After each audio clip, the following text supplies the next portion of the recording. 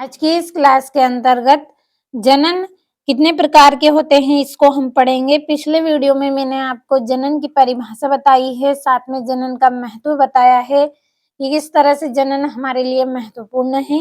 अब आज की इस क्लास में हम जनन के प्रकार पढ़ेंगे। तो जनन दो प्रकार का होता है, लैंगिक जनन और अलैंगिक जनन। तो दोनों की परिभाषा आज की इस क्लास में हम कंप्लीट करेंगे।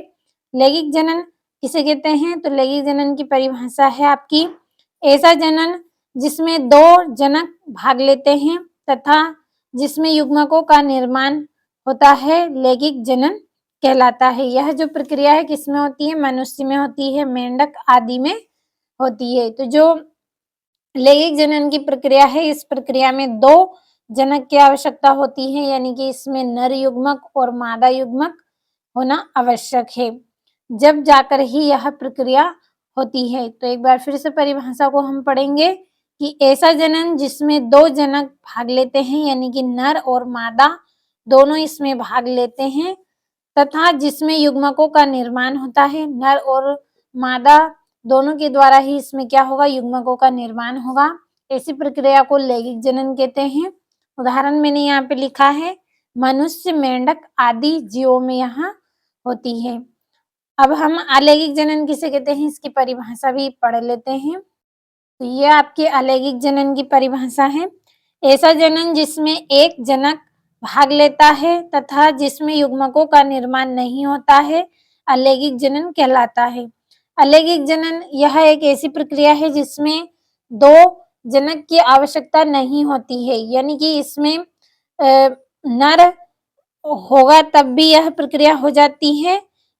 नर या मादा किसी एक की इसमें आवश्यकता होती है, दो जनक की हमें इसमें आवश्यकता नहीं होती है। और इसमें क्या होता है? युग्मकों का निर्माण भी नहीं होता है। जब इसमें एक जनक है तो क्या रहेगा? इसमें युग्मकों का निर्माण भी नहीं होगा। तो इसके द्वारा यह जो एक अलैंगिक जनन की यह जो प्रक्रिया है, इसमें केवल एक जनक के द्वारा ही संतान को उत्पन्न किया जा सकता है। ऐसी प्रक्रिया को हम अलैंगिक जनन कहते हैं। तो आपकी परिभाषा है, ऐसा जनन जिसमें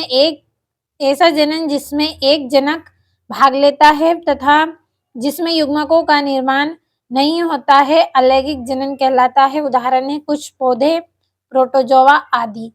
तो यहाँ पे उदाहरण है कुछ पौधे और प्रोटोजोआ आदि। ये सब हम अगला जो वीडियो है उसमें हम पढ़ेंगे कि किस तरह से पौधों में अलैंगिक जनन होता है, प्रोटोजोआ में, और किस तरह की जो जीव हैं उनमें लैंगिक जनन होता है। तो दोनों को हम अगले वीडियो में अच्छे से समझेंगे। आज की इस क्लास में मैंने लैंगिक जनन और अलैंगिक जनन की परिभाषा आपको बताई है, तो अच्छे से आपको समझ में आई होगी। तो आपको यहाँ से स्क्रीनशॉट लेना है। जनन दो प्रकार का होता है, लैंगिक जनन, अलैंगिक जनन। ये इसकी परिभाषा है कि लैंगिक जनन क्या है? ऐसा जनन जिसमें दो जनक भाग लेते हैं और जिसमें युग्मकों का निर्माण होता है। या फिर आप शॉर्टकट में अगर समझे तो लैंगिक जनन क्या है? जिसमें दो जनक भाग लेते हैं और क्या करते हैं? युग्मक बनाते हैं। उसी क्रिया को हम क्या बोलते हैं? लैंगिक जनन कहते हैं। तो ये आपकी परिभाषा हो गई। ऐसा जनन जिसमें दो जनक भाग लेते हैं तथा जिसमें युग्मकों का निर्माण होता है, लैंगिक जनन कहलाता है। उदाहरण है मनुष्य, मेंढक आदि। इनमें लैंगिक जनन किस तरह से होता है अगले वीडियो में हम पढ़ेंगे। और ये यहाँ से आपकी अलैंगिक जनन की परिभाषा है, ऐसा जनन जिसमें केवल एक ही जनक होता है, इसमें दो की आवश्यकता नहीं है, केवल एक की आवश्यकता है और इसमें युग्मक भी नहीं बनते हैं। ऐसी प्रक्रिया को अलैंगिक जनन कहते हैं। तो स्क्रीनशॉट ले, अच्छे से आप कंप्लीट करें। और अगले वीडियो में लैंगिक जनन, अलैंगिक जनन में अंतर भी हम पढ़ेंगे। जब तक आप इन प्रश्नों को कंप्लीट करें।